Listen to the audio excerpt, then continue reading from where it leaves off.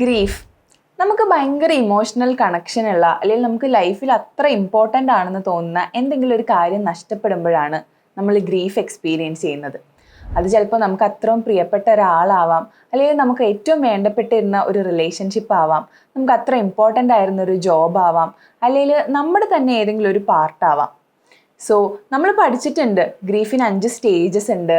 ഒന്നാമത്തെ സ്റ്റേജ് ഡിനയലാണ്, അതിനുശേഷം ആങ്കർ, അതിനുശേഷം ബാർഗെയിനിങ്, പിന്നെ ഡിപ്രഷൻ, അക്സെപ്റ്റൻസ്. ഇതെല്ലാം നമുക്കറിയാം. പക്ഷേ ഈ സ്റ്റേജസിലൂടെ കടന്നു പോകുന്ന അല്ലെങ്കിൽ ഇതിൽ ഏതെങ്കിലും ഒരു സ്റ്റേജിൽ വെച്ച് നമ്മൾ മീറ്റ് ചെയ്യുന്ന ഒരു ക്ലയൻറ്റിനെ എങ്ങനെ ഹെൽപ്പ് ചെയ്യണം, ഈ സ്റ്റേജസ് എങ്ങനെ ഓവർകം ചെയ്യണം എന്ന് നമുക്ക് അവർക്ക് പറഞ്ഞു കൊടുക്കാൻ പറ്റണം. സോ ഇന്നത്തെ വീഡിയോയിൽ നമ്മൾ ഡിസ്കസ് ചെയ്യുന്നത് ഗ്രീഫ് എന്താണെന്നും അതിൻ്റെ സ്റ്റേജസ് എന്താണെന്നും എങ്ങനെ ഒരു ക്ലയൻറ്റിനെ ഈ കാര്യത്തിൽ നമുക്ക് ഹെൽപ്പ് ചെയ്യാൻ പറ്റും എന്നാണ്. എൻ്റെ പേര് അഷിത, കൺസൾട്ടൻറ്റ് സൈക്കോളജിസ്റ്റ്. ഒപ്പം ഗ്രീഫിന് 5 സ്റ്റേജസ് ഉണ്ടെന്ന് നമ്മൾ പറഞ്ഞു.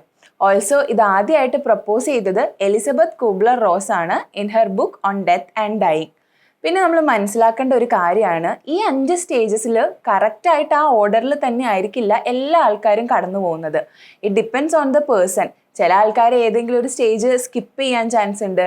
ചില ആൾക്കാർ വൺസ് ഒരു സ്റ്റേജിൽ എത്തിയിട്ട് അതിന് മുമ്പുണ്ടായിരുന്ന സ്റ്റേജിലേക്ക് തിരിച്ചു പോകാൻ ചാൻസ് ഉണ്ട്. ചിലപ്പോൾ 1-2 സ്റ്റേജസിലെ ഫീലിങ്സ് അങ്ങോട്ടും ഇങ്ങോട്ടും ഓവർലാപ്പ് ചെയ്യാനും ചാൻസ് ഉണ്ട്. സോ നമ്മൾ ഇതിനൊരു റിജിഡ് ഫ്രെയിംവർക്ക് ആയിട്ട് കണ്ടുകൊണ്ടിരുന്നാൽ ആൾക്കാർക്ക് ഉണ്ടാവുന്ന മാറ്റം അല്ലെങ്കിൽ ക്ലയൻസ് എക്സ്പീരിയൻസ് ചെയ്യുന്ന ഡിഫറെൻറ്റ് സ്റ്റേജസ് നമുക്ക് എപ്പോഴും മനസ്സിലാക്കാൻ പറ്റണം എന്നില്ല. സോ ഗ്രീഫിന് 5 സ്റ്റേജസ് ഉണ്ടെന്ന് നമ്മൾ കണ്ടു. ആ 5 സ്റ്റേജസ് ഏതൊക്കെയാണെന്ന് നമ്മൾ നോക്കി. ഇനി ഓരോ സ്റ്റേജസിനെയും നമുക്ക് കുറച്ച് ഡീപ്പായിട്ട് നോക്കാം. അതിലൊന്നാമത്തേതാണ് ഡിനയൽ. അതായത് നമുക്ക് അത്രയും എടുക്കാൻ പറ്റാത്ത, നമുക്ക് അത്രയും ഹാർഡ് ഹിറ്റിംഗ് ആയിട്ടുള്ള ഒരു ലോസ് ഉണ്ടാവുമ്പോൾ, അതിനെപ്പറ്റി നമ്മൾ അറിയുമ്പോൾ നമുക്ക് ആദ്യമായിട്ട് ഉണ്ടാവുന്ന ഒരു കാര്യമാണ് ഡിനയൽ. നമ്മൾ ആ ഒരു ഡിസ്ബിലീഫിലായിരിക്കും, നമുക്കൊരു ഇമോഷണൽ നംനെസ്സിലേക്കും പോകാൻ ചാൻസ് ഉണ്ട്. ബേസിക്കലി ഇതൊരു ഡിഫെൻസ് മെക്കാനിസം ആണ്. അതായത് ആ ഒരു ഇനിഷ്യൽ വേവ് ഓഫ് പെയിനിൽ നിന്ന് നമ്മളെ സേവ് ചെയ്യാൻ വേണ്ടി നമ്മുടെ ബ്രെയിൻ യൂസ് ചെയ്യുന്ന ഒരു ഡിഫെൻസ് മെക്കാനിസമാണ് ഡിനയൽ. അതായത് ആൾക്കാരിങ്ങനെ പറയുക മാത്രമല്ല, അതായത് ഇങ്ങനെ ഒരു കാര്യം സംഭവിച്ചിട്ടില്ല എന്നുള്ള പറച്ചിലിനപ്പുറത്തേക്ക് അവർ ഭയങ്കര നോർമലായിട്ട്, അതായത് ഇങ്ങനെ ഒരു ഇൻസിഡൻറ്റ് സംഭവിക്കാത്ത സിറ്റുവേഷനിൽ അവരുടെ ബിഹേവിയർ എങ്ങനെയായിരിക്കോ ആ രീതിയിൽ അവർ ബിഹേവ് ചെയ്യാനും ചാൻസ് ഉണ്ട്. ഫോർ എക്സാമ്പിൾ, ഇപ്പോൾ ഒരു പേരൻറ്റ് അവരുടെ കുട്ടിയുടെ സഡൻ ഡെത്തിനെ പറ്റി കേൾക്കുക.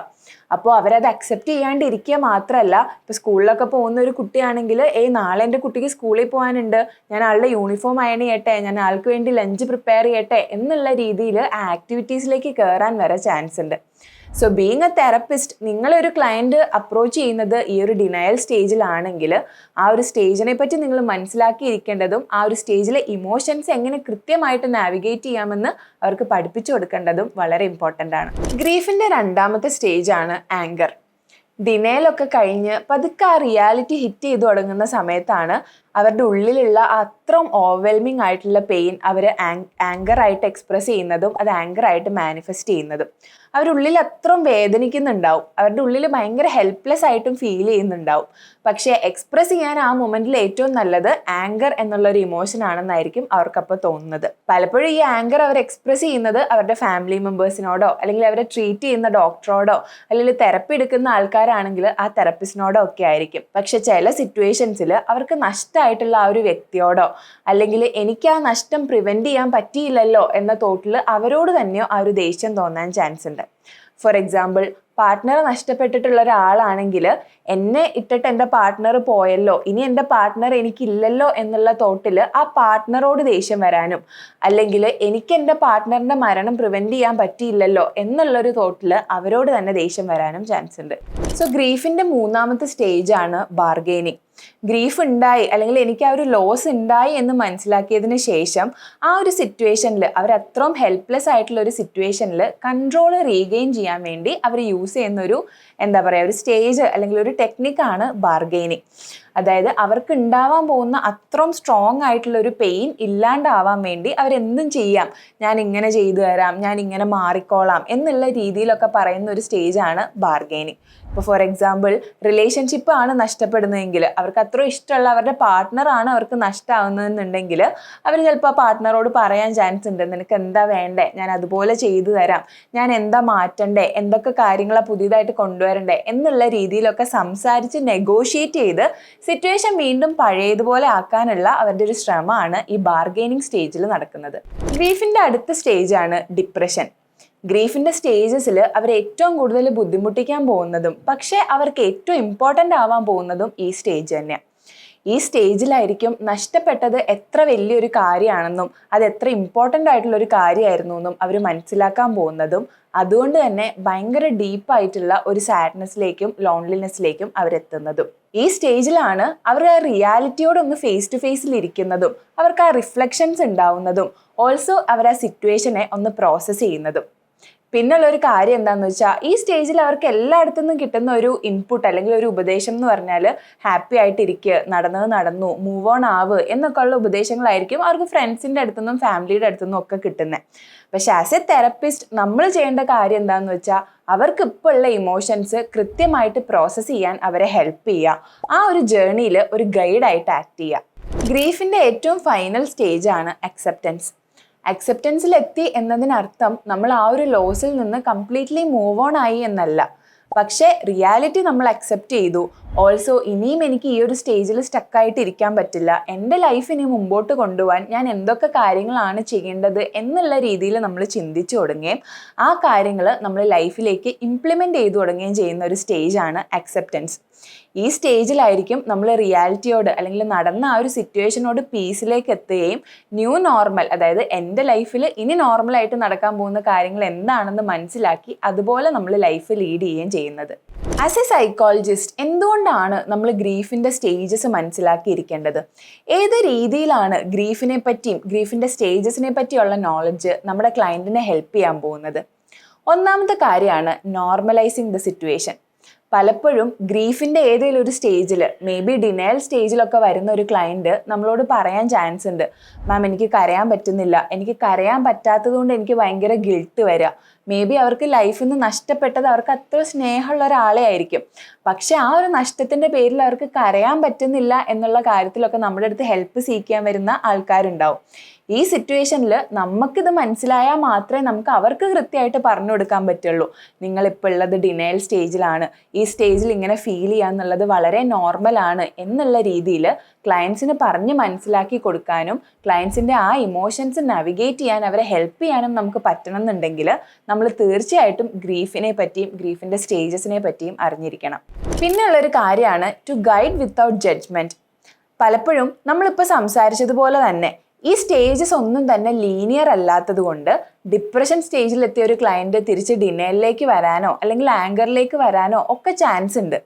ഈ സിറ്റുവേഷനിൽ നമുക്ക് ഈ ഒരു കോൺസെപ്റ്റ് മനസ്സിലായിട്ടില്ല എന്നുണ്ടെങ്കിൽ നമ്മൾ കൺഫ്യൂസ്ഡ് ആവാനും നമ്മൾ സർപ്രൈസ്ഡ് ആവാനും ഇതെന്താ ഇവിടം വരെ പ്രോഗ്രസ് ചെയ്തൊരു ക്ലയൻറ്റ് വീണ്ടും തിരിച്ചു പോയത് എന്നുള്ള രീതിയിലൊക്കെ നമ്മൾ ചിന്തിക്കാനും ചാൻസ് ഉണ്ട്. സോ ഈ കാര്യങ്ങളൊക്കെ മനസ്സിലാക്കിയിരുന്നാലും മാത്രമേ ക്ലയൻറ്റിന് ഉണ്ടാവുന്ന ആ ഒരു ഷിഫ്റ്റ് മനസ്സിലാക്കിയിരിക്കാനും അതിനനുസരിച്ച് നമ്മുടെ തെറപ്യൂട്ടിക് പ്ലാൻ നമുക്ക് അഡ്ജസ്റ്റ് ചെയ്യാനും പറ്റുള്ളൂ. അടുത്തൊരു കാര്യമാണ് to distinguish grief from clinical disorders. ഇപ്പം നമ്മൾ സംസാരിച്ചു ഗ്രീഫിലുള്ളൊരു സ്റ്റേജാണ് ഡിപ്രഷൻ, പക്ഷേ ഇതൊരിക്കലും ക്ലിനിക്കൽ ഡിപ്രഷൻ അല്ല. ക്ലിനിക്കൽ ഡിപ്രഷൻ കുറച്ചും കൂടെ പേഴ്സിസ്റ്റൻ്റ് ആയിട്ടുള്ള ഒരു സാഡ്നെസ് ആണ്, പക്ഷേ ഗ്രീഫിൻ്റെ പാർട്ടായിട്ട് വരുന്ന ഡിപ്രഷൻ നമുക്ക് ആ ഒരു ലോസ് കാരണം ഉണ്ടാവുന്നതാണ്. നമുക്ക് ഈ സ്റ്റേജസ് മനസ്സിലായിട്ടില്ലെങ്കിൽ നമ്മുടെ അടുത്ത് ഗ്രീഫിൻ്റെ പാർട്ടായിട്ടുള്ള ഡിപ്രഷൻ എന്നുള്ള രീതിയിൽ വരുന്ന ഒരു ക്ലയൻറ്റിനെ ചിലപ്പോൾ നമ്മൾ ക്ലിനിക്കലി ഡയഗ്നോസ് ചെയ്യാൻ, അതായത് ക്ലിനിക്കൽ ഡിപ്രഷൻ ആണ് എന്നുള്ള രീതിയിൽ ഡയഗ്നോസ് ചെയ്യാൻ ചാൻസ് ഉണ്ട്. സോ ഈ റീസൺസ് എല്ലാം കൊണ്ട് ഒരു തെറപ്പിസ്റ്റ് ഗ്രീഫിനെ പറ്റിയും ഗ്രീഫിൻ്റെ സ്റ്റേജസിനെ പറ്റിയും ഈ സ്റ്റേജസിനെ എങ്ങനെയാണ് ഡീൽ ചെയ്യേണ്ടത് എന്നുള്ളതിനെ പറ്റിയും അറിഞ്ഞിരിക്കേണ്ടത് വളരെ ഇമ്പോർട്ടൻ്റ് ആണ്. ഇനിയുള്ളൊരു കാര്യം, ഗ്രീഫിനെ ഡീൽ ചെയ്യാൻ ഒരു സൈക്കോളജിസ്റ്റിന് യൂസ് ചെയ്യാൻ പറ്റുന്ന കുറച്ച് പ്രാക്ടിക്കൽ ടിപ്സ് ആണ്. അതിൽ ഒന്നാമത്തേതാണ് വാലിഡേറ്റ് ചെയ്യുക എന്നുള്ളത്.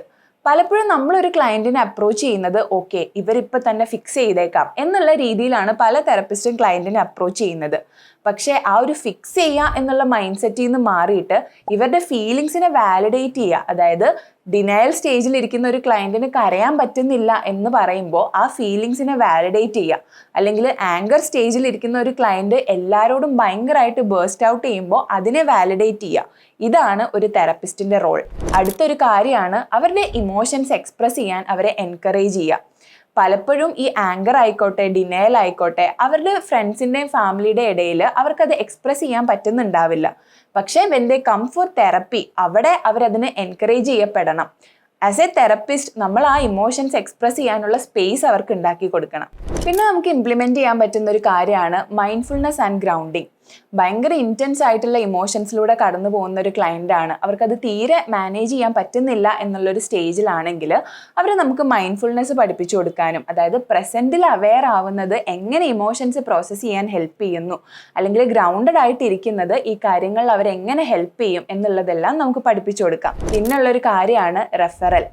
നമുക്ക് പറ്റാത്തൊരു കാര്യമാണെന്നുണ്ടെങ്കിൽ നമ്മുടെ ലിമിറ്റ്സ് മനസ്സിലാക്കി, നമ്മുടെ എക്സ്പെർട്ടൈസിന് പുറത്തുള്ള ഒരു കേസ് ആണെന്നുള്ളത് മനസ്സിലാക്കി അവരെ കുറച്ചും കൂടെ എക്സ്പേർട്ട് ആയിട്ടുള്ള ഒരാളുടെ അടുത്തേക്ക് റെഫർ ചെയ്യാന്നുള്ളത് വളരെ ഇമ്പോർട്ടൻ്റ് ആയിട്ടുള്ള ഒരു കാര്യമാണ്. സോ മേക്ക് ഷുവർ ഗ്രീഫിനെ പറ്റിയും ഗ്രീഫിൻ്റെ സ്റ്റേജസിനെ പറ്റിയും അതെങ്ങനെ ഡീൽ ചെയ്യണം എന്നുള്ളതിനെ പറ്റിയുള്ള നോളജ് നിങ്ങൾ നിങ്ങളുടെ തെറപ്യൂട്ടിക് ടൂളിൽ ആഡ് ചെയ്യുന്നു എന്നുള്ളത്.